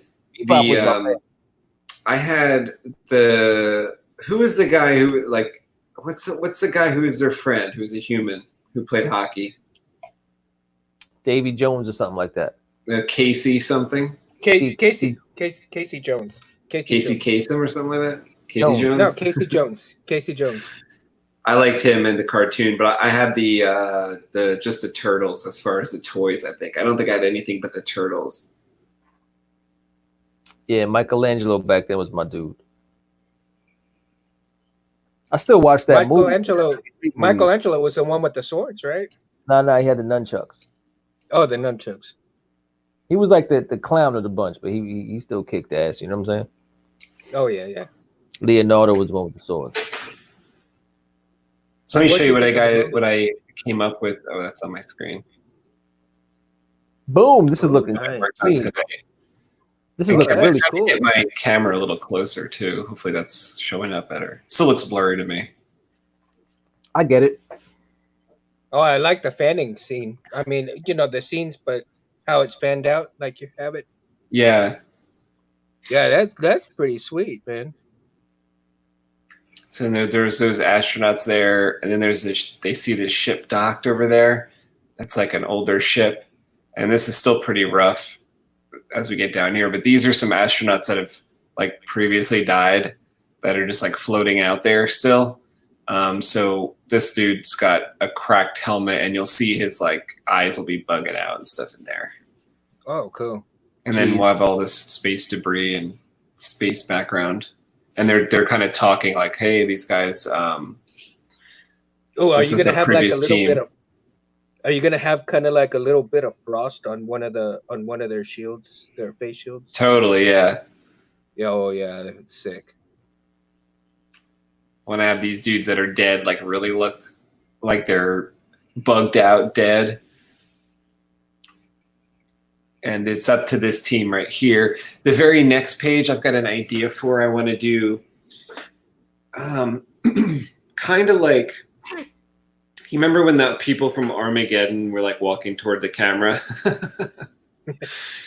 Kev, you know what I'm talking about? Those astronauts? Yeah, like Like the Slow-mo. hero shot. And I want to show like these people walking down the hallway in their ship with their equipment, and they're about to pop out the bottom of their ship to do this mission. That would be like the next page. That's my idea for the next page. That's cool. that's dope. Kev, you want to show what you were working on tonight? It's kind of just You were adding snow. You were working on like three different. I was trying to figure out a way of finish to kind of make it look frosty and frozen. You know what I mean? This is like the first thing I did was adding a kind of like a cold sheen to this guy who like I ended off this way on Saturday, but this has just been bothering me since Saturday. Like he just looks he looks warm. Doesn't look like he's anywhere cold really. He just looks like he has on warm clothes and he's getting ready to go someplace cold rather than being someplace cold. So this looks like he's in it now. You know what I mean? Mm-hmm. So I did that, and I started doing the same thing to this page here, and added some Are you snow. gonna put like a little bit that snow? Yeah, You'll a put little a bit. little bit of snow right there by his feet, right? I was just Yeah, thinking that, Mundo. Like the ground needs to be glistening a little bit with the snow. Yeah, yeah. Just A little bit where the shadow of his feet are. Because even though Kevin has it looking realistic, like the snow would probably be dirty and hard to tell that it's snow, maybe, but it really should probably look like Mundo's saying, like add snow or whatever at his feet so we could tell. Definitely. This And I looks added cool. Added some more detail to this thing here, like Oh, that's looking very layered now, yeah, with all Ooh, I like that. Yeah. the atmospheric stuff. see what I'm saying? How like the snow in the background is black, and the snow that's close to their source of light is kind of white. I think that's like a nice little subtle addition to it.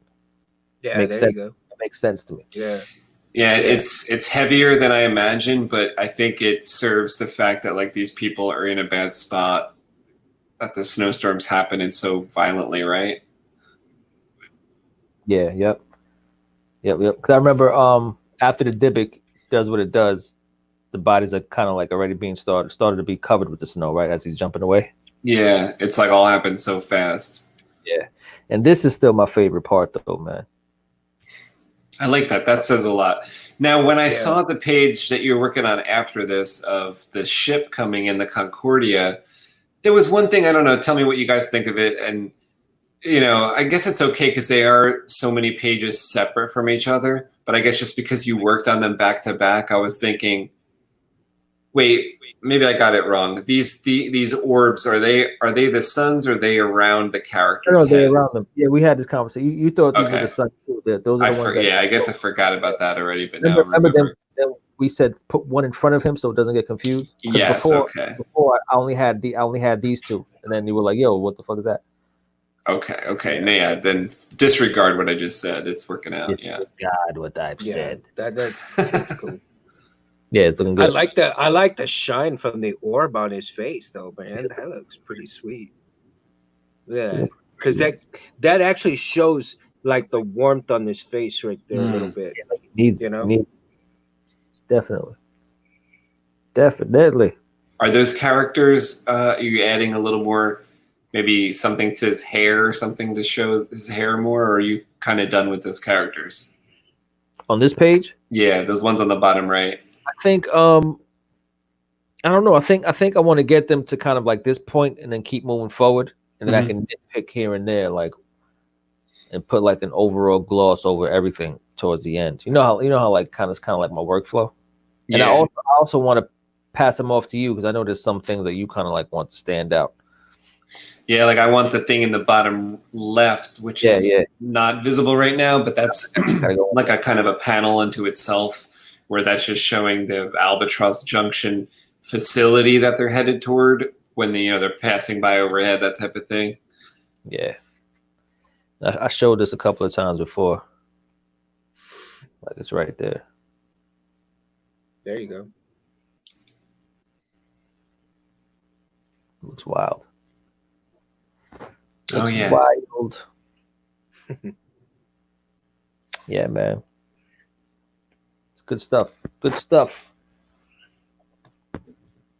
Very cool. All right, so you guys got anything else to say? I think we will wrap up this episode. This has been New Comic Book Wednesday. That's why we do the show on Wednesday, because we're doing a new comic book called Albatross Junction, and we like to talk about it on New Comic Book Day, since there's really not any more new comic books coming out. This whole virus thing, Albatross Junction is going to come out on October 1st. So that'll be volume 1, issue number 1 and 2. We're working on issue number 1. That's what you've been watching tonight. A few different pages have been going on. I think I was working on page 23. And then these pages that Kevin's been working on have been like page 13 and below. Yeah, man. So we've kind of covered a lot of the look of the book. It's cold in Albatross. Freezing. As you can tell by some of the stuff we've been saying about the ice and the stuff that Kevin's been drawing. So we've been trying to hammer that idea home at the art a little more. That I mean, it's negative 150 and sinking. Man. Yeah, I like that stuff that you were looking up, Kev, that you were telling me on the phone about the different stages of the world freezing up, and I was happy to hear that it was like not immediate. It took a little time. That's what thousands of years. That's what. That was even longer than what I was hoping. But I'm glad. Like 4,000 years after the sun goes out, that's when the atmosphere itself freezes and falls to the earth. The atmosphere freezes and falls to the earth. That's crazy. So it makes sense, like in our time of our story, for like, let's say a spaceship goes up in the air, they might get some almost like floating hail. Yeah, it's just too thick. There, but it's not quite stopping their spaceship. I think that they would be in danger of that eventually. Like you said, the atmosphere would freeze up and the Earth is hurtling out of orbit and stuff. It's a totally dangerous situation in our world. So we got to see what these characters do to try to fix that. It's nuts. It's so nuts. Yeah, hell yeah, man. I'm with it. I'm here for it all. Down with it. Down with it. Down with it all, man. You got anything that you want to say, Mundo? Any thing you want to promote? Anything on Instagram or anything like that? No, just guys, come on with the fun. Albatross Junction. Can't beat hanging out with these guys, Space and and Kevin. Come on with the fun, guys. Albatross Junction. Come on in. Where it's at. Any kind of comments you write to us about the story, we take into consideration for like a future issue. So anything is welcome that you tell us, either just a standard comment or a comment about Albatross. We will actually try to incorporate that. So Mundo's had a lot of ideas that we've incorporated into the story. Now that Mundo knows a lot about Albatross, the details are really starting to come out with all of our tech stuff that goes on in the story. Yeah, it's fun as hell. And we'll have a drink at El Mundo's. El Mundo's. Yeah, we will. Don't forget about the solar flare drink, guys. Solar flare. Let me look at that. I had it written down here. Solar flare. Solar flare, yep, at El Mundo's. That's pretty sick. I should come up with like a poster for that.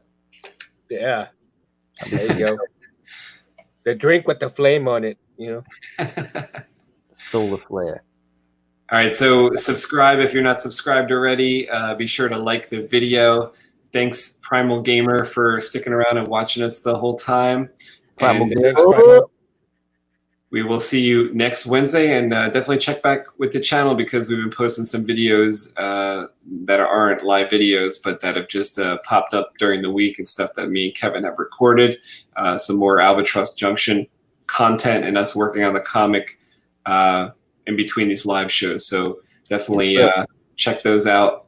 They're usually a lot shorter than these videos. These live videos are about 2 hours, and we've been posting some shorter videos. So if these live videos is like a little too much for you, then you could check out those shorter ones. They're usually a little more concise. Absolutely. And check us out on Instagram at Albatross_Junction. Yes, definitely check